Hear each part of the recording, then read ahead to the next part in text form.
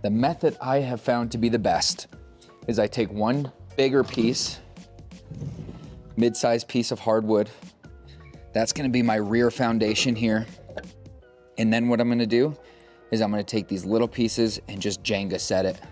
We have our fire starter, which is just 100% coconut. Then I want those wicks exposed so that we can find those in a second. What this is gonna do is gonna start a fire. All of these pieces of wood are gonna catch quickly and really just allow that slow burn, allow the draft to start without going crazy with the smoke.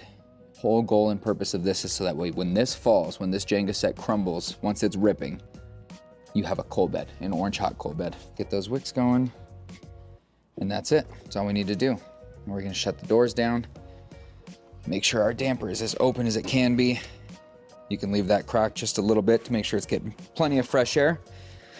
But now with that Jenga set, what we've done is we've built something that we can walk away from for 15, 20 minutes.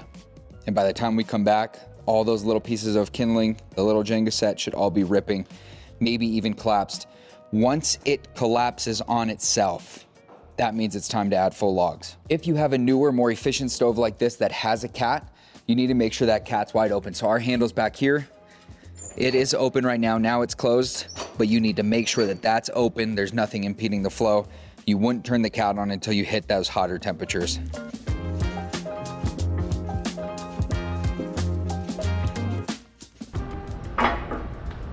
There we go.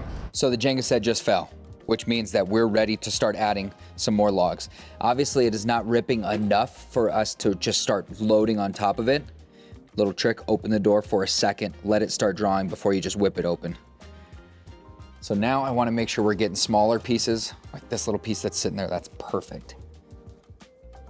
So again, I don't wanna completely choke this thing out. So when I'm looking for logs to choose, I'm looking on weight. This one's lighter, which means it's drier and a little bit more of these frayed pieces. So now let's shut it back up. Let that catch. This fire's ripping. It's ready to go. Our coal bed is down there. You can see we have some chunks of coal underneath there. I bet we have some orange hot embers in there. Yeah, I can see some. That's the most important thing. Once you get your coal bed, you're ready to roll. We could really load this thing up in a few minutes. So now at this point, you would just continue to feed it fuel.